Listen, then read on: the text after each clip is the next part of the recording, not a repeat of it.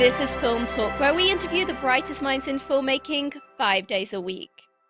Do you need a great camera for your next shoot? You may want to consider the world's lightest handheld Super 35 digital film camera, Blackmagic's Ursa Mini 4.6K. The Ursa Mini boasts a 4.6K sensor, global shutter, and up to 15 stops of dynamic range. It's perfectly balanced for handheld use and comfortable enough to be used all day long. Scene 1, take 1. Film Talk Nation, we are greenlit for yet another great show. Vanessa Frank here, and I'm excited to bring you our featured guest today, Carlo Siliotto. Golden Globe nominated Carlo Siliotto has composed music for over 70 films, including titles such as Miracles from Heaven, Crouching Tiger, Hidden Dragon, Sword of Destiny, The Punisher, and Fluke. Carlo, it's an honor to have you on the show today. Thank you. So, Carlo, I would love to know how you first got into the film industry. So we have to go back to about 1992, 1993. After my only child was born. He was born in 1981. I always wanted to become a composer for movies. Is what I studied for, and when my child was born, I realized that either I make it now or it will never happen. Yes. So I gave myself a deadline of 3 years. And I declined, and for me to achieve it, for me to make it, and I decided to decline whatever other job they would propose to me. I was working at the time as a performing musician, as a producer, as an orchestrator, as a conductor, as everything, So I decided, and thank God, 1 year and a half after my decision to give myself a deadline, I came across my first opportunity. Yeah. It was basically a matter of antennas. You put on your head, and you decide, Yes. okay, I need to focus on that, and if I make it, well. If I don't, I'll be back doing what I was doing before, So one day I was complaining about something with a friend, and some guy entered the room saying, "What you complaining for?" I said, "Because I'm trying to make it in this industry and stuff." And he goes, "Okay, if you want, I can connect you with a director. I just finished a movie I wrote, but it's not that I'm pushing you. I just will introduce you to the director. If you guys like each other, probably something can happen." And this was my first movie. Wow. Back in Italy. Now it's 70 movies later. So Carlo, how did you then make the transition from working very much within the Italian film industry to doing some of the work that you've been doing within the US, like Miracles from Heaven and Fluke and Crouching Tiger, Hidden Dragon, Sword of Destiny? Actually, Crouching Tiger, Hidden Dragon was just an initial experience. I never finished the movie. We couldn't finish together for different reasons, but I've done several other movies, including the very latest one, which is coming on March 18th, called Miracles from Heaven. And I have to say, Sorry, I was going to say, Columbia Pictures. Yeah, I've had the opportunity to see Miracles from Heaven, and it is a beautiful movie with a beautiful score. I think personally that even people who wouldn't consider themselves to necessarily be of the Christian faith, because it is a faith-based movie, I think it's still going to really appeal to those movies because it has a story that I think for anyone who struggles with faith, who has struggled with times of intense struggle where it just feels like everything is going wrong at once, it's just a very, very poignant and encouraging movie. And I genuinely think that the score is for me, was very much an integral part of that experience. Yeah. Thank you very much.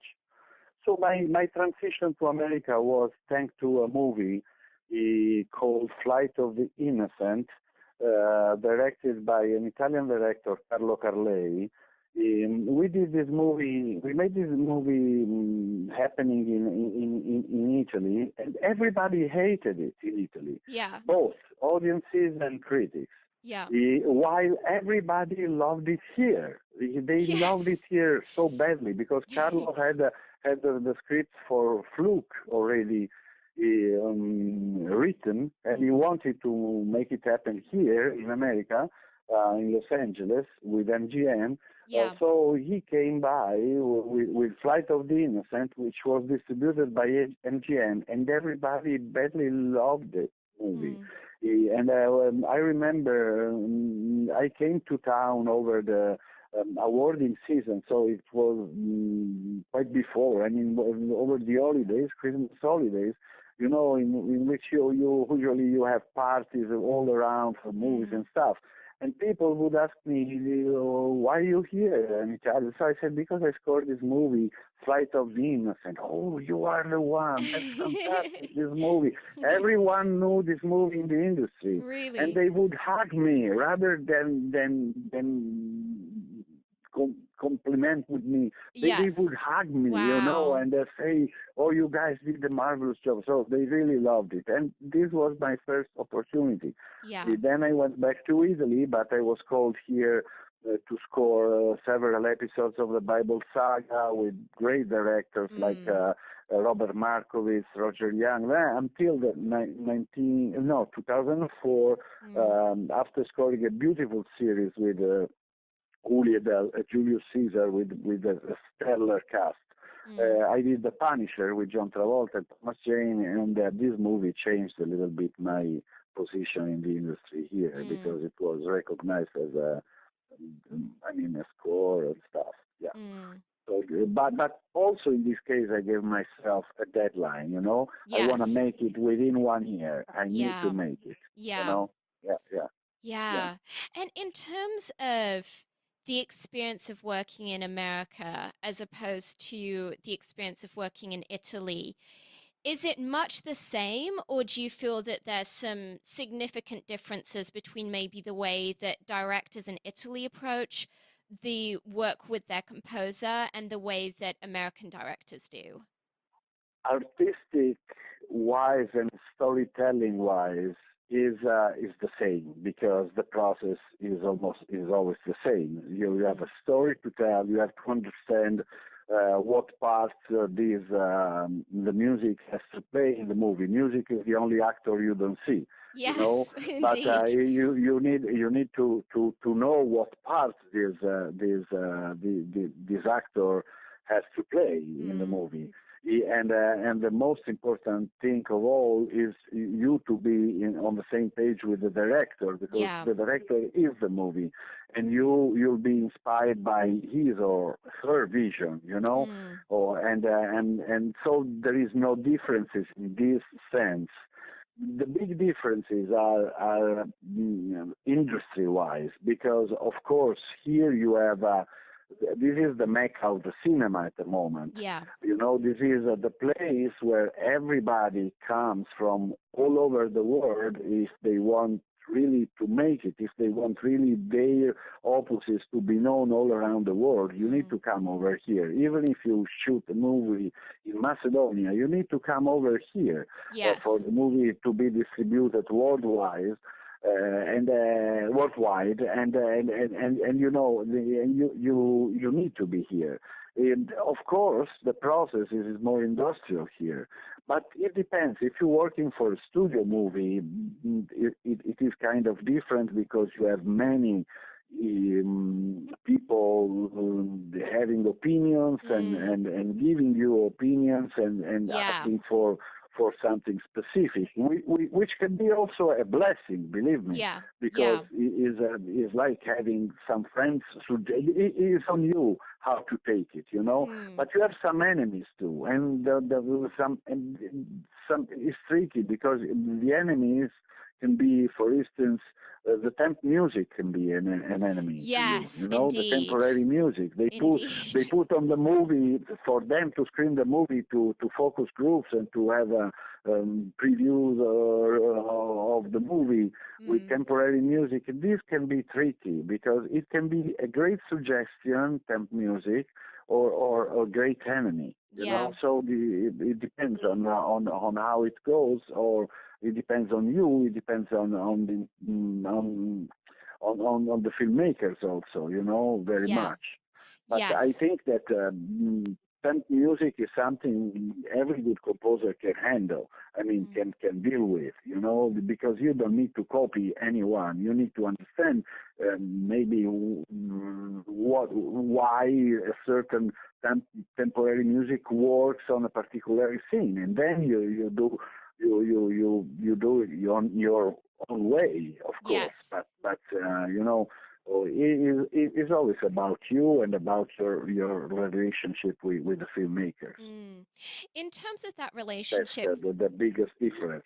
yes, absolutely. In terms of that Yeah. relationship with the filmmakers and appeasing, at least in the US studio system, all the many executives that each individually have their own opinion, their own set of notes, how have you learned to navigate all of that in a way that enables you to still produce music that you inherently feel represents your own particular voice? Yeah, I think I've been very fortunate,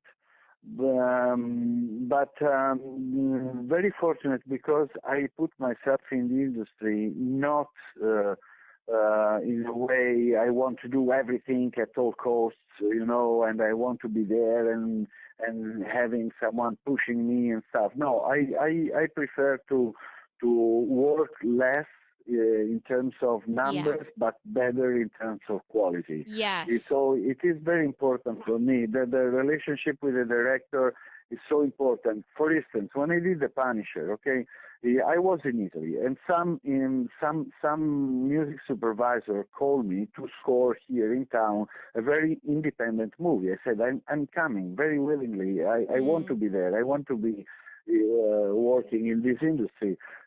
So the day before my flight took off, I received an email from him saying, "Oh, you know, it's not going to happen." I say, okay, I'm on my way to, so I'll be coming in any case. At Yeah. the same time, I received an email from my agent saying, there is a director in town who wants to talk to you about the project The Punisher. I thought, you know, The Punisher, they will never hire an Italian composer for a Marvel hero movie. You Yes. know, instead I met with Jonathan Hemsley. I saw the movie with no temp music. I gave him my feedbacks, and we were absolutely on the same page. Yeah. And it has been such a pleasure to work for that movie at that time because I really put my particular voice on something which probably somebody else would have done in a very cliche way, you know. Mm. Oh, and I'm so glad because the Association of the Film Music Critics here in America, they nominated me as the best score in an action movie Wow. that year. You know, I was Yeah. recognized just because my voice was a different one. You Yes. know, and this is the most important thing for you to be yourself. You know, Mm. when I did Nomad, this Kazakh American movie telling about the story, the birth of the nation Kazakhstan back in 1710, they invited me to a great party because my peculiarity is to love music of from different traditions, you know, Yes. and to be attracted and stimulated by differences. I think that difference is always an enrichment. You know, Mm. whatever Yeah. difference we're talking about is always an enrichment. And different Mm. nationalities, different ethnic belongings, different culture, different Mm. sexual habits, different colors, different whatever. You know, Yeah. is always an enrichment. So Yeah. for me to be invited to score a movie connected with a different culture was really like a gift, a big gift, Yeah. you know. Yeah. Oh, and so I could put there also my peculiar voice, you know. Mm. Oh, and so I consider myself really fortunate in this sense. Mm. I'm like, other than just being so enraptured with what you're saying, I'm just completely enamored with your accent. It's it's making me miss Europe. It's so beautiful. And actually to speak to that whole question of diversity, it's just it's so nice to hear the point of view of a European filmmaker. It's very refreshing. So, Carlo, in terms of your working relationship with the director, kind of at inception of the project, when you first look at the footage and the Excuse me, director I first. didn't hear very well. There is kind of a noise. Oh, Hello? can you hear me okay now? Can you repeat the question, please? Absolutely. In terms of your working relationship with the director, when you're right at the beginning of the project and you're looking at the footage and he's giving you or she's giving you their vision of what they want to do musically, how much insight do you want from the director, or how much do you really want them to kind of give you just a blank page? Are you someone who wants a lot of direction, or are you the kind of composer who actually just wants a lot of freedom with what they're doing? So I go both ways. I go both ways because that's why I'm always asking directors to show me as first time, screening the movie with no stamp music for Yeah. me to be able to propose something. Mm. You know, if I have, as you said, the blank page, you know, I can propose, I can feel it. You Yeah. know, if I start already with directions and stuff, okay, I can go with them, but better in a second moment.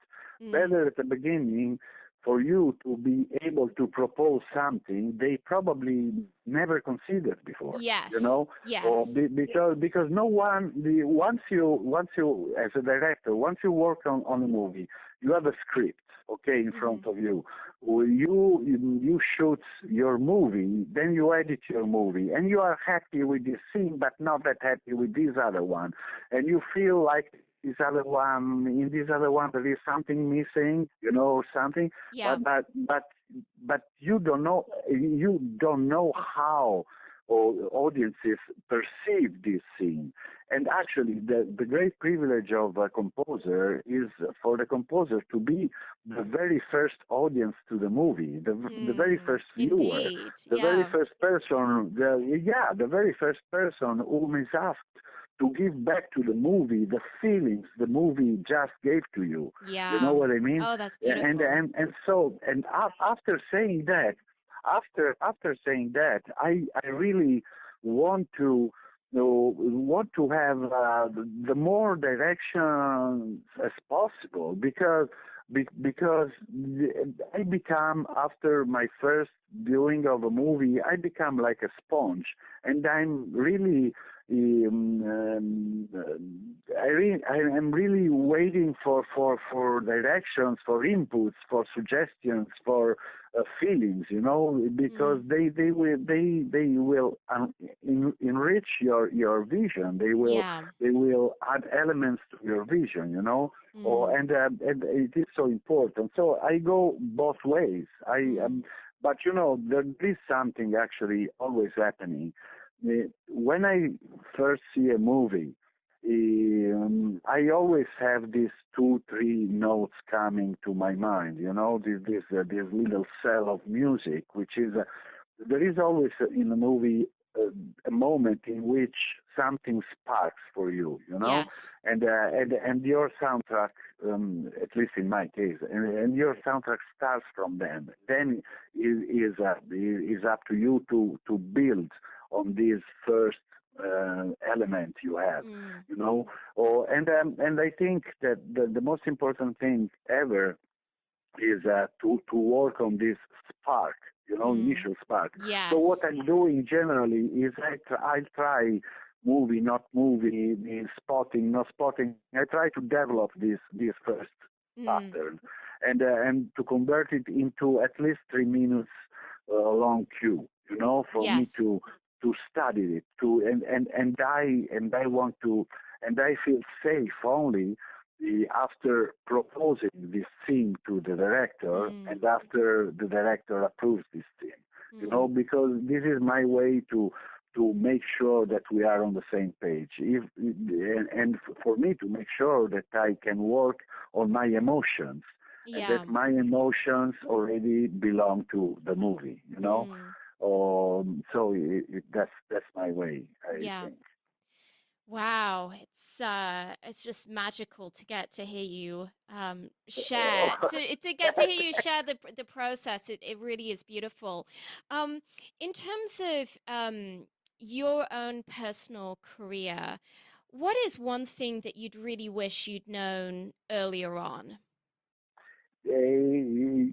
That's a very interesting question because I I would have loved to mm, be aware since the first beginning, at least here in America, to be aware about the importance to, first of all, to have an agent, and Mm, second of yeah, all, to have also to be connected to the information to the information through a publicist. yeah, Or I understood this one only kind of recently. yes, Yeah. Because you think, no, I go my own way, I go yes, with my codes, with I prefer to go my way. It's different, and mm, it is so supportive to have those people on your side, yeah, or because connections are everything today. they Is are. everything They today, really and are. then in terms, yeah, they really are. But not only in terms of your job or you make a better career or stuff, but just to be around, and just Mm, for the people to be aware of what you are doing, mm, and for you to be aware about other composers are doing, and to be connected with the ambient, yeah, yeah, Or I've been very lucky in a different way because quite soon, but too late also. It was too late. I was connected with SCL, with the Society of Composers and Lyricists here mm-hmm. in town in Los Angeles, which is a great group of people, because they rooting for you. Even Yes. if they technically, every composer could be a competitor to another Yeah, composer. This association is so cozy, so yeah, warm, and so welcoming you. And mm, I was surprised over my first screening with them, with how they were supportive with me, and how they were cozy with me, and how important it was for me to hang out with my colleagues, in yes, town. So yes. this is something very, I understand, is very material I'm talking about, but No, it's so I practical. It's so practical because we do all need our peers, and we do all need people who can be champions for us and can be a megaphone to where the rest of the industry is aware of our work. Because absolutely. it's very hard to promote oneself. It's just helpful to have someone who has that fresh pair of eyes to know how to help get the message out there on our behalf. So are you based in LA now? Have you Yes, relocated or yes, okay. yes, yes, yes, Yeah. yes, yes. And are you I've been still based. do you still do work from within the Italian Yes. film industry as well? Okay. Yeah. I have my place in Rome. I Nice. my agency represents me here, so as in Europe. Yeah. And I have my place in Rome, a double, Mm, kind of exactly twin setup in Rome mm, for my studio, and I work with Italian directors like Ricky Tognazzi, Maurizio Nichetti. I did some work very recently too. So I'm doing I, but I spent 11 months here and 1 month in Europe, basically. Mm. And I've been working also with Latino directors. So in Really? Mexico, in Colombia. Yeah, like 2 years Fabulous. ago, I did the music for a very successful movie called Instructions Not Included, Mm-hmm. which I suggest to you because it is a very good one. Mm. His director, its director Eugenio Derbez, will be given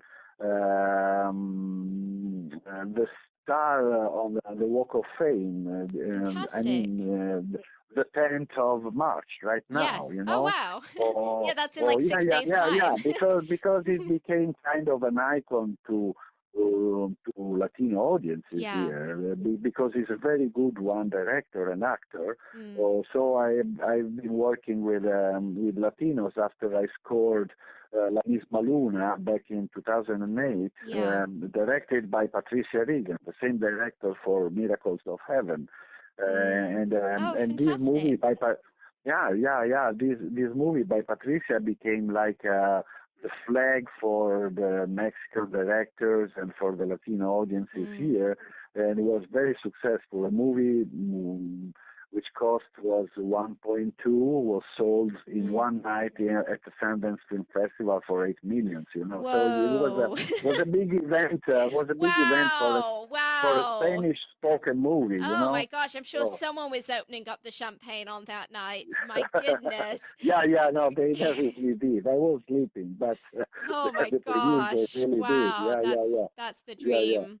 Well, yeah, Carl, yeah. Carlo, we're about to enter our final act in which we're going to be getting some of your top recommendations. But before we do so, let's take a brief moment to thank our sponsors. Yes.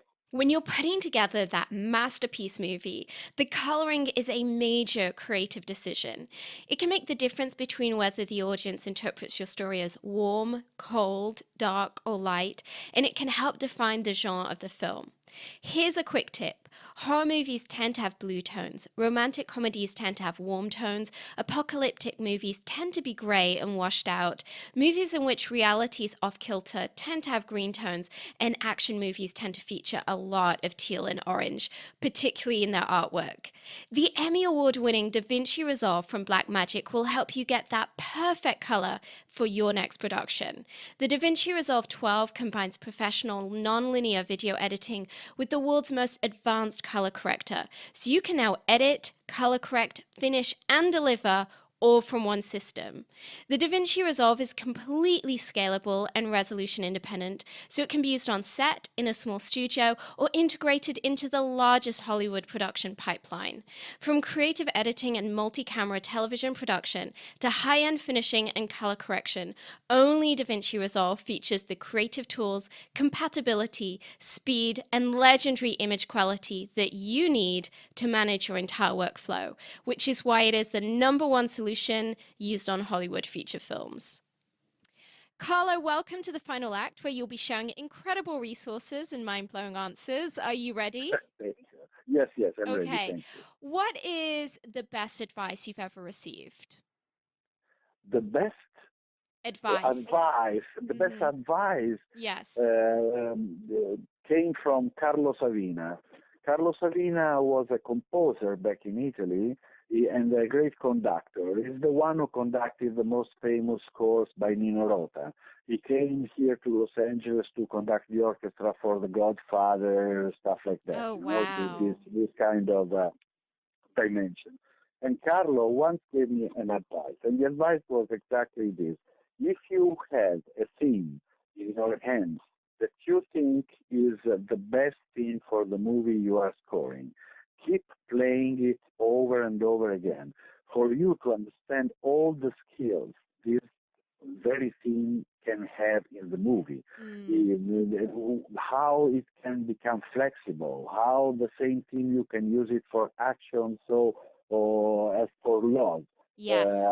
and how you can manipulate. So study as long and as better you can your own theme for you to have it in your hands. And this was the very best advice I ever received It's from really good advice. a composer and regarding my work. Yeah, that's Yeah, really good because advice. actually it is like so. Or because sometimes, you know what I do sometimes is to orchestrate the team, even if I will never use the complete length of the team in the movie, but I orchestrate it for me to have it done and for me to have a pit where to go Yeah. and go and pick, stuff Yes. when needed. Yeah. This is a very important advice to Mm. create your own theme or themes or your own library before actually scoring the movie. Just Yeah. put the ideas in a pure way, and this has been probably the best advice I Mm. ever received. Yes, It's very yeah, good advice. I think really for even within other crafts within the industry, whether you're a director or an actor, to be able to just meditate on what the center of the movie is and really take the time to study it from all the different angles, I think you can start seeing connections and possibilities exactly. that otherwise you just normally wouldn't see.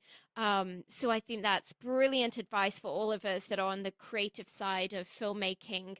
Um, Yeah. Carlo, I don't know if you're someone who reads a lot, but if you do, I would love it if you could recommend a book for our listeners that, maybe something that has been of help to you within your own film career. Yeah, actually, I am a reader, and lately I read many biographies. Yeah, I don't know Really? why, but lately I've been attracted by biographies in Yeah. general. Also Yeah. true stuff from true people. And one in particular I loved is called The Dance of the Reality, and is Mm-hmm. by Alejandro Jodorowsky. Alejandro Jodorowsky is a great thinker and is a director, is a screenplay writer, is a philosopher, is a master of thinking, is everything. Back Mm. in the years, Alejandro directed several movies, and after directing his most successful movie, which was called the Sacred Mountain, his producer in Paris called him to Paris saying, okay, do whatever you want because we have done so much money that you can pick whatever idea you Oh, want wow. and I will produce it for you. And Wow. Alejandro kept Dune, the movie which has been done by David Lynch later. Yeah. And so he casted the best of that era, including Sophia Loren, including Mm. Orson Welles, Mike Jagger, and everyone. Yeah. And he came with a beautiful storyboard designed by Moebius, who is a great cartoonist. Yes. They came to town here with this huge storyboard, but the studios unfortunately didn't trust him because the kind of No. movies he had directed so far they were much less expensive than this Yes. one. Yes. So finally they lost the option on the book, and David Lynch came up and did the movie. Mm. The Jodorowsky's, I mean, bottom line in this bio is if art is not able to cure people, it's not worth it to do it. Yes. Oh, Yeah, he yes. means what he means is that if you can give a better life or better options to people or for their lives to be easier, better, happier and Mm. stuff is not worth to do art. Yes. And it's a great point because Alejandro Jodorowsky has been doing everything. To be a mime in Paris, to be a writer in Chile. He was born in Chile, Mm. actually.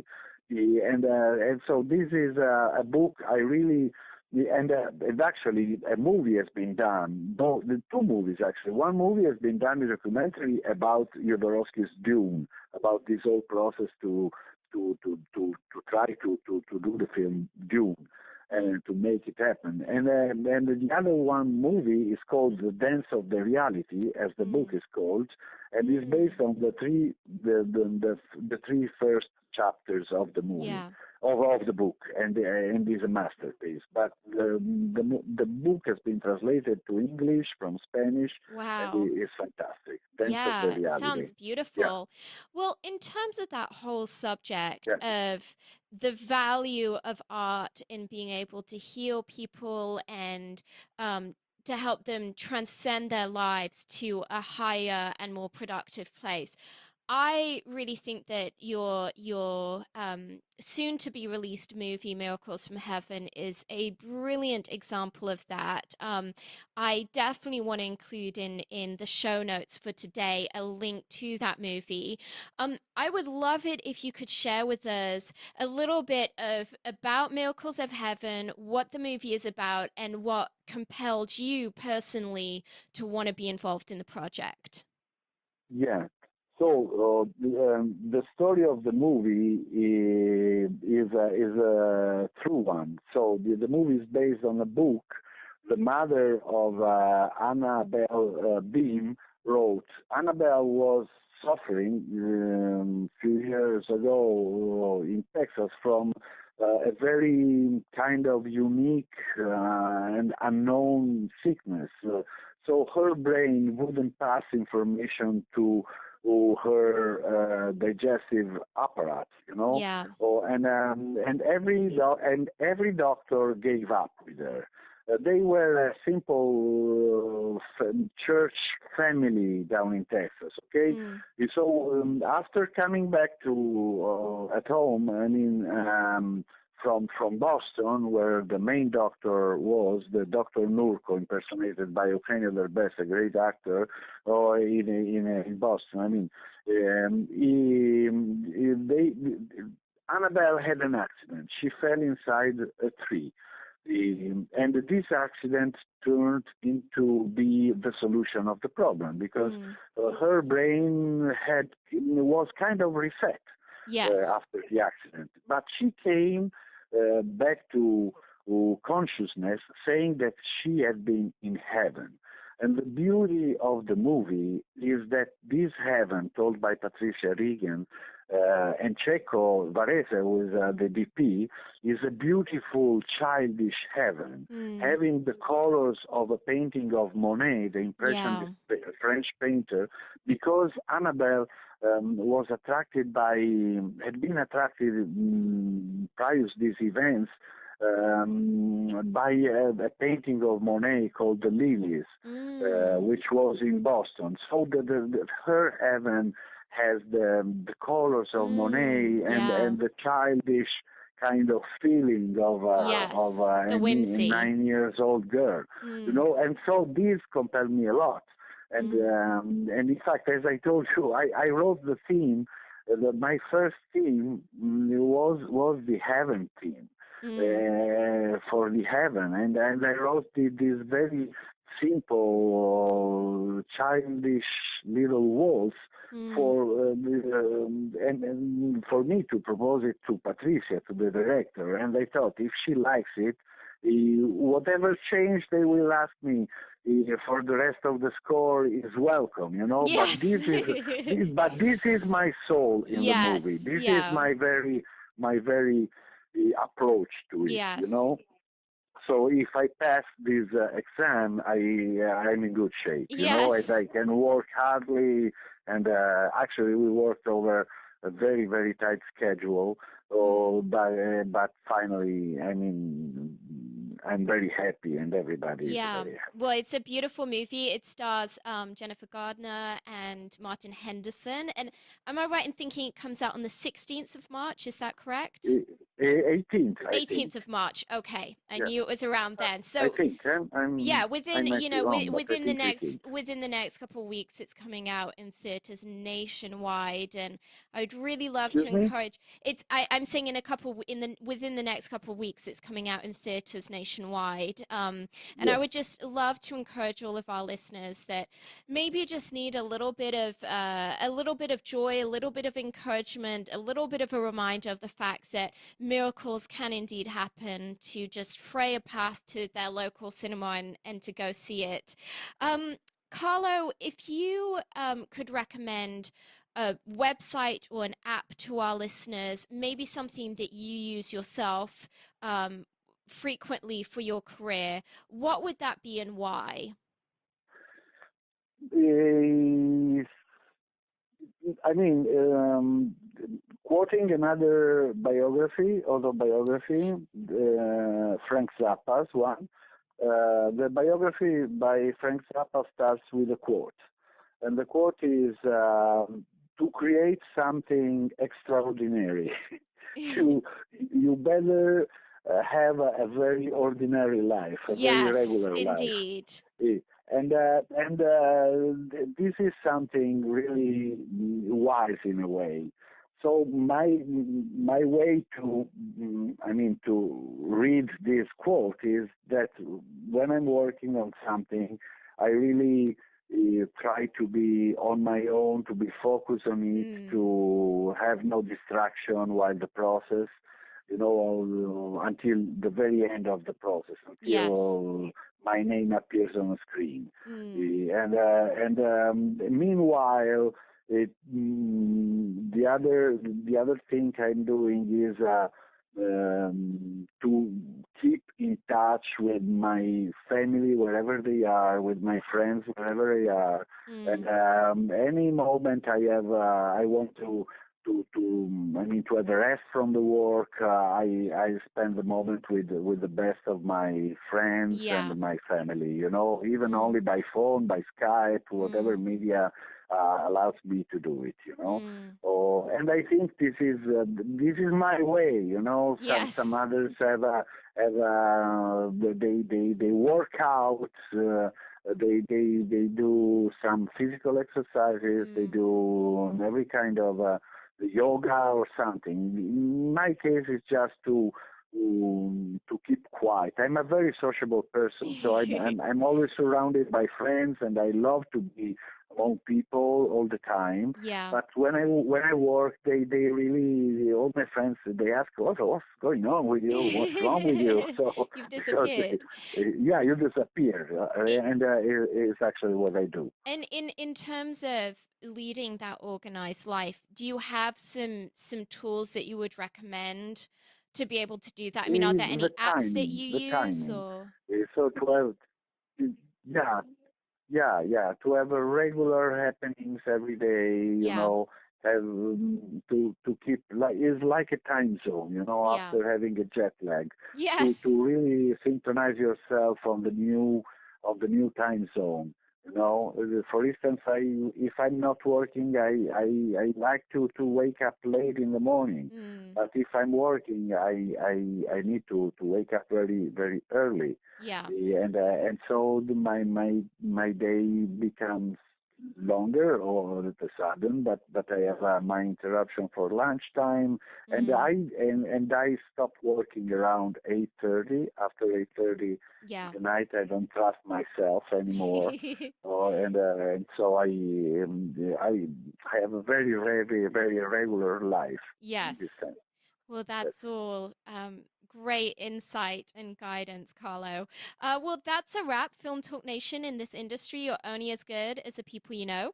And today you've been hanging out with Carlo Siliotto and myself. If you want to go the extra mile, head over to filmtalkpodcast.com and type Carlo Siliotto into the search bar. The show notes from today's show will appear along with everything we discussed, like Carlo's recommended book and movie. Carlo, we appreciate you sharing your priceless insight with us today. Film Talk Nation thanks you, and we'll see you on the red carpet. Thank you very much, Vanessa. Thank you very much. It was very nice to talking to you.